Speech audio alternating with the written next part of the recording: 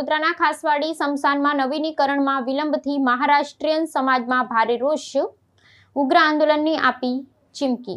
વડોદરા શહેરના કારેલીબાગ વિસ્તારમાં આવેલા ઐતિહાસિક ખાસવાડી સ્મશાન ગૃહના નવીનીકરણની કામગીરીમાં થઈ રહેલા અસહ્ય વિલંબને પગલે મહારાષ્ટ્રીયન સમાજમાં ભારે રોષ વ્યાપી ગયો છે।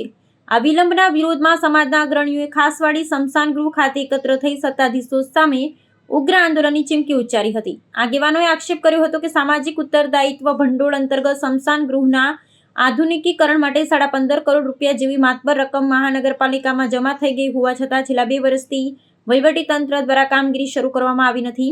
સ્મશાન ગૃહમાં ચાલી રહેલી ધીમી કામગીરી અને અપૂરતી સુવિધાઓને કારણે નાગરિકોને તેમના સ્વજનોની અંતિમ વિધિ કરવામાં આવે ભારે મુશ્કેલીનો સામનો કરવો પડી રહ્યો છે। મહારાષ્ટ્રીયન સમાજના અગ્રણીઓએ આ પરિસ્થિતિને સમાજનું અપમાન ગણાવી છે। તેમણે સ્પષ્ટ કર્યું છે કે હવે તેઓ આવેદનપત્રો આપવાની ઔપચારિકતામાં સમય વેડફાને બદલે સીધા જ મ્યુનિસિપલ કમિશનર, સંસદ સભ્ય અને સ્થાનિક ધારાસભ્યોનો ઘેરાવ કરી તેમની પાસે જવાબ માંગશે। જો વહીવટીતંત્ર આ કામગીરીથી પૂર્ણ કરવામાં અસમર્થ હોય તો આ પ્રોજેક્ટ સમાજને સોંપી દેવામાં આવે તેવી માંગ પણ ઉઠાવવામાં આવી છે।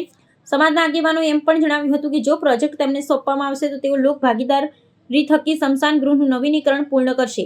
આ બેઠકના અંતે સત્તાધીશો વહીવટીતંત્રને સદ્બુદ્ધિ પ્રાપ્ત થાય તેવા આશયથી સ્મશાન ગૃહના પરિસર બહાર રામધૂન બોલાવી અનોખી રીતે વિરોધ પ્રદર્શિત કરવામાં આવ્યો હતો। આ સમગ્ર ઘટનાક્રમ દર્શાવે છે કે શહેરીજનોમાં પાયાની સુવિધાઓનો અભાવ અંગે આક્રોશ વધી રહ્યો અને સત્તાવાળાઓએ સત્વરે આ પ્રશ્નને ઉકેલ લાવવાનું અનિવાર્ય બની ગયું છે।